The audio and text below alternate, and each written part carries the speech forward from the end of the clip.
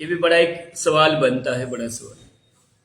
होता क्या होता था, आप लोगों ने फिल्मों में या नाटकों में लोगों ने अक्सर देखा होता है, राजा ऊपर बैठा है, नीचे एक दरबार लगा हुआ है, और उसमें जिसने अच्छी बात कह दी उसे कहेंगे इसे सजा दे दो, और जिसने राजा की तारीफ कर दी, बढ़िया वाहवाही कर दी, उसे सोने के असर पे ऐसे भेंट करके ऐसे चढ़ा दिया जाता था। भाई तब की नहीं, वो आज भी यही स्थिति चली हुई है। कुछ वो पत्रकार जो अच्छे हैं, जो समाज के लिए जो लड़ रहे हैं, उन्हें आज भी वो झेलना पड़ता है, समझना पड़ता है। दिक्कत उन लोगों को भी है, रोज उन्हें दिक्कतें फेस करनी पड़ती है। जो लोग आज राजाओं का गुणगान करते हैं, राजाओं के वाहवाही करते हैं, आज भी उन्हें उसी तरह की उथेलियां वो रहती है। पिछले दिनों हम लोग नेशनल हाईवे 707 में गए। मैं इसलिए कहना चाह रहा हूं कि जो सोने की चिड़िया वाली बात हमने इसलिए कही थी कि उस जमाने में भी बहुत अच्छे अच्छे लोग थे, आप सब लोग की तरह, जिन्होंने बराबर इशू उठाया एनवायरमेंट पर्यावरण के लिए। उस समय भी लोग लड़े, अपने धर्म जाति संस्कृति के लोग उसलिए भी लड़े, अपनी सभ्यता के लिए लोग तब भी लड़े। ठीक है, जिन्होंने उस समय असर कर ली होगी, कुछ समय लोगों ने उनको याद रखा होगा और बाद में शायद आज लोग भूल गए होंगे, लेकिन जो लोग बराबर लड़ते रहे उन्हें लोग आज भी याद करते हैं।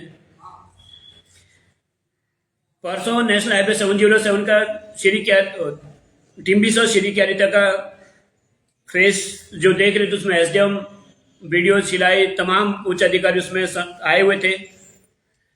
उसमें इशू ये बनता है, आप लोगों ने सोशल मीडिया में देखा भी होगा कि कुछ लोग बड़े नाराज हुए थे और उन्होंने कहा कि बहुत गलत हो जाएगा, बहुत दिक्कत हो जाएगी। वो काफी पहले से बहुत उग्र थे। जब उनके घर तक पहुंचे तो पता लगा कि रोड के निचली साइड 15 बीघा जमीन को दबा दिया गया है, और जो रोड के ऊपर साइड जो जमीन थी उसको काट दिया गया है। उनके मकान में भी दरारें आ गई हैं। ऐसी स्थिति में आदमी ये सब चीजें नहीं कहेगा तो क्या होगा। माननीय उद्योग मंत्री जी वहां पर थे, उनके सामने उन्होंने कहा कि नहीं, खून खराब हो जाएगा, दिक्कत हो जाएगी। पुलिस उच्च अधिकारी भी वहां पर थे, एसडीएम सिलाए थे, तमाम लोग थे। ऐसी नौबत क्यों आई है? यहाँ तो लोगों को क्यों जाना पड़ा? इतने लोग उग्र क्यों हो रहे हैं? समझ से परे का विषय है, और समझ से परे का विषय इसलिए क्योंकि स्थानीय लेवल पर कभी भी उन लोगों के लिए किसी ने आवाज नहीं उठाई। माननीय मंत्री महोदय जी ने उस दिन कहा कि मैं ये फोटोज लेके, यहाँ की इश्यूज लेके माननीय नितिन जयराम गडकरी से मिलूंगा।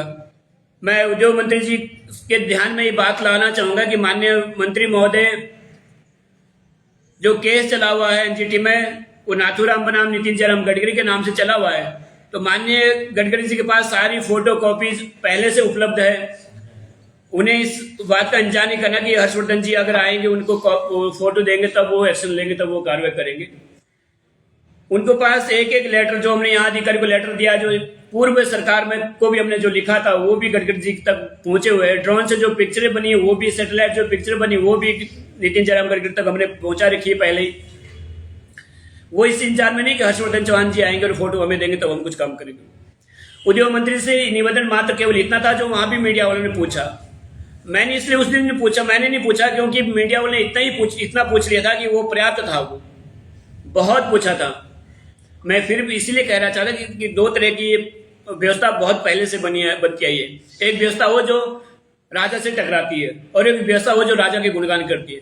वहां पर मैंने देखा, उस दिन हमने देखा कि हमारे जो युवा पत्रकार साथी है, उन्होंने खूब पूछा कि जब आप सत्ता में नहीं थे, जब आपकी सरकार नहीं थी, तब तो आप लेबर के पीछे भी डंडा लेके दौड़ते थे मंत्री महोदय। आज सरकार आपके, आज आप सत्ता में, तो आज आप क्यों नहीं बोलते हो? 3-4 ऐसे क्वेश्चन पूछे गए कि वो जवाब नहीं दे पा रहे थे। ठीक है, मोड़ तोड़ के जवाब देते थे। वो क्या कह सकते थे? मजबूर में यही कहना पड़ा, मैं यहाँ की सारी फोटो लेके दिल्ली चला जाऊंगा। तो मंत्री महोदय, दिल्ली तो हम पहले ही जा चुके हैं, हिमाचल आपका है। और अगर आप आपको लगता है आप कुछ कर नहीं सकते, तो मैं फिर कहना चाहूंगा कि लोगों को बुरा लगता है, लेकिन फिर पद पर रहने का फायदा क्या है? अगर एक सामान्य व्यक्ति मेरे जैसे, फिर मंत्री जी ने वहां पर एक बात और कही कि हमने पूरा प्रशासन बुला रखा है, सारी चीजें।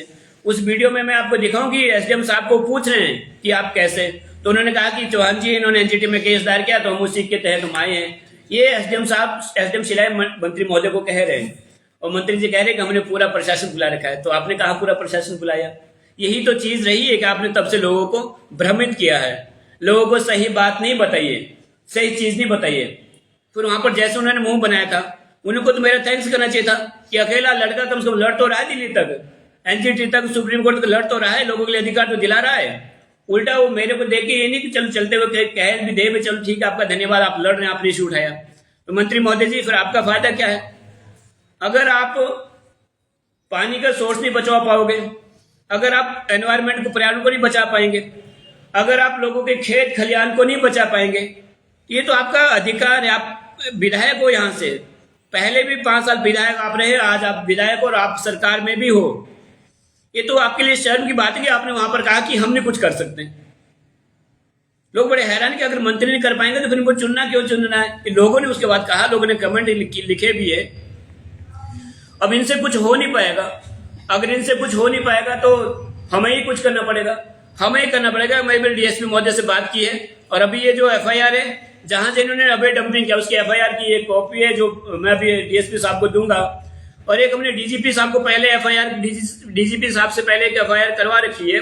एफआईआर वो आई थी, राजभवन पहुंची थी, तो मैंने वापस दे दिया क्योंकि मैंने कहा कि विजिलेंस और सीबीआई इंक्वायरी हो, मैं पुलिस से जांच नहीं चाहता। उसमें मैंने ऐसा लिखा था जो शायद आजकल मैं डीजीपी कार्यालय वापस पहुंची होकर वहां से फिर उसका जवाब भी आने वाला है।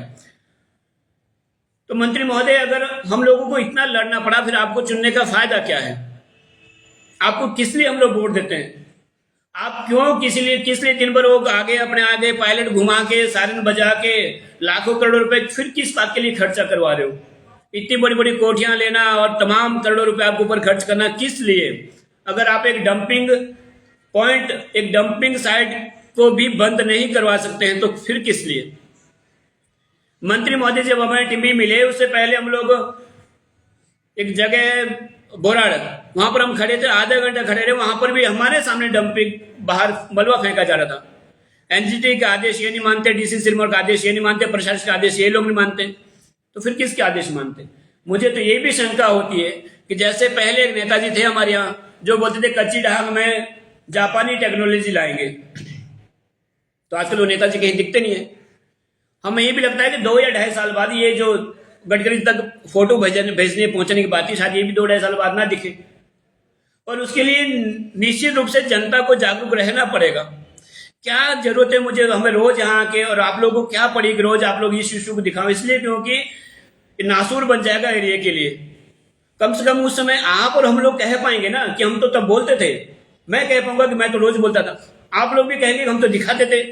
अब खड़ा तो जनता को होना पड़ेगा, बोलना तो जनता को पड़ेगा। केवल इसलिए काम नहीं चलने वाला। फिर लोग कुछ कह रहे हैं कि हमें भी बड़े फोन आ रहे हैं कि नाथुराम जी आज तो आप मंत्री के साथ है। तो भाई मैं बताना चाहूंगा, मैं मंत्री के साथ था, उस दिन मंत्री जी हमारे साथ थे क्योंकि मेरा काफिला था। वो एसडीएम को हमने बोला, एसडीएम साहब को हमने बुलाया था। एनजीटी का आदेश पे, डीसी सिरमौर का आदेश पे एसडीएम साहब आए थे, तमाम लोग उस आदेश पे आए थे और मंत्री जी आके वहां खड़े हुए थे। उनका योगदान विशेष नहीं, केवल इतना योगदान जरूर था कि वहां खड़े हो गए। इस बात से मैं हैरान था कि वो खड़े कैसे हो गए वहां पर।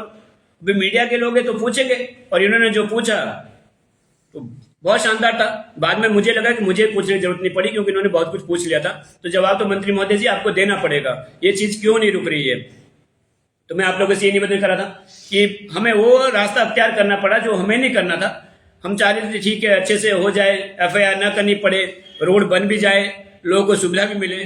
पर अगर लोग ही चाहते हैं ये सब करना तो हम लोग तो एनवायरमेंट के लिए लड़ते रहेंगे, पर्यावरण के लिए हम लोग तो लड़ते रहेंगे। लोगों की जल, जंगल, जमीन, जीव और जीवन के लिए हम बराबर लड़ते रहेंगे। ठीक है, बड़ा इशू है, बहुत बड़ी लड़ाई है, कोई छोटी मोटी लड़ाई है नहीं। आप सबका भी धन्यवाद इसलिए क्योंकि आपने भी बराबर हम सबका सहयोग इसमें किया है, इसलिए आप सबका भी बहुत बहुत धन्यवाद। पहले भी राजा महाराजा के खिलाफ जाना बड़ा दुष्कर्म माना जाता था उस जमाने में, और आज भी ऐसे ही होता है। आपके लिए भी बहुत ऐसी बात और मेरे लिए भी, सबके लिए हो सकती है, लेकिन आप लोगों ने फिर भी हिम्मत रखी है। आप लोग बराबर इस को उठाते रहे, उसके लिए आप सबका भी बहुत बहुत धन्यवाद। कोई कुछ पूछना चाहें तो प्लीज। एक आगे का फेज अब छूट गया है, मैं ये भी स्पष्ट कर दूं कि श्री क्यारी का हम लोग उसमें कंडो बटनों तक गए थे, कंडो बटनों से आगे का फेज छूट गया है, जिसको हम बहुत जल्दी करने वाले हैं उस फेज को भी। और 1 हफ्ते के अंदर एसडीएम साहब ने कहा है कि कमेटी दोबारा आएगी, दोबारा हम लोग बैठ के चर्चा करेंगे कि क्या हुआ क्या नहीं हुआ। हाँ, मोर्ट की निग्लिजेंसी, उस दिन बहुत बड़ी निग्लिजेंसी मोर्ट की रही है, एनएल मालविया की बहुत बड़ी निग्लिजेंसी रही है कि 2 एचएस अधिकारी वहां खड़े थे। एसडीएम शिलाई खड़े थे, बीडीओ शिलाई खड़े थे, दोनों एचएस अधिकारी बहुत शानदार अधिकारी, लेकिन मोर्ट ने अपना छोटा सा अधिकारी एसडीओ को वहां भेजा था, और एनएल मालविया ने तो पता नहीं किसको लेबर टाइप का लड़के को वहां भेजा था। ये भी बहुत बड़ी निग्लिजेंसी की बात थी। मैंने पीडी साहब से पहले भी निवेदन किया था कि आपको उस दिन खुद आना चाहिए, तो उन्होंने कहा था कि अगर एसडीएम शिलाई आएंगे तो मैं भी आऊंगा, लेकिन एसडीएम शिलायत आए थे, लेकिन पीडी साहब खुद नहीं आए थे, और टीएल जो टीम लीडर जो अनिल मालवीय की ओर से वो भी नहीं आए थे। इसके मतलब इन्हें ये लगता है कि शायद ये कुछ इसमें होने वाला है नहीं, और वो इसीलिए लगता है क्योंकि सरकार में जो सत्ता में जो लोग हैं वो हाथ खड़े कर देते हैं, हम तो कुछ कर नहीं सकते, दिल्ली का इशू है, दिल्ली का मैटर है, दिल्ली से रोड बनता है लेकिन लोग तो हमारे हैं, हमें बचाने की ड्यूटी तो वो हमारी है, नेता की है, मंत्री की है, हमारी जो विधायक उनकी ड्यूटी बनती है। कोई पूछना चाहे प्लीज। नाथूराम जी, अभी पीछे निरीक्षण हुआ टिम्बी से बटनोल तक का, उसमें जो है कंपनी के जो प्रोजेक्ट डायरेक्टर वो उसमें नहीं आए हैं, बल्कि एक इंजीनियर भेजे गए थे, तो इससे क्या कार्य वो सफल हो पाएंगे जिसका उन्होंने आश्वासन दिया है?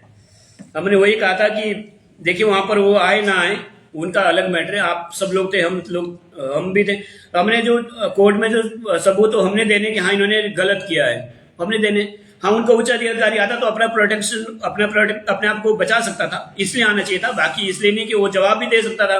अब उनसे हमने क्या जवाब, या एसडीएम साहब उनसे क्या जवाब पूछते, केवल इतना था, कार्रवाई तो होगी, काम तो हो गई, काम तो अपने हिसाब से आप सब थे, वहाँ फोटोग्राफ्स हुआ, सारी चीजें लिखी गई, लोगों की समस्या वहां पर कही गई, सुनी गई। उसके बावजूद भी कौन कौन सी कंपनियां जो है अभी नदी नालों में डंप कर रही है मलबा, उसको स्पष्ट करें। नहीं, हमने कहा कि आरजीबी जो कंपनी है वो एक तो तिलोधार में जो पिछले जो बड़ा इतना बड़ा इशू बना रहा है उसके बाद भी डंप वाजियोगति हो रहा है, फिर वो बोराड़ में उसी आरजीबी कंपनी का जो बोराड़ में करा उनका भी वही है, और 3 नंबर वाली जो रुद्रन एचएस जो इंफ्रा लिमिटेड है उनका भी दिन रात चला हुआ है, नदियों को अब भी अवरुद्ध किया जा रहा है, जो बड़ी हैरानी की बात है। उस दिन आपने देखा कि सैकड़ों की संख्या में लोग सड़कों पर उतरे हुए थे। इसके अलावा जो आपने शिकायत दी है, शिकायत में क्या है? शिकायत कहाँ है, एनजीटी में कहीं? नहीं, पुलिस को दे रही जो। अच्छा, इसमें तो जो अवैध डंपिंग का ही लिखा हमने, जो फॉरेस्ट की जमीन को जो नुकसान पहुंचा रखा है और जो लोगों के जल स्रोत अवरुद्ध हुए उसका है। धन्यवाद।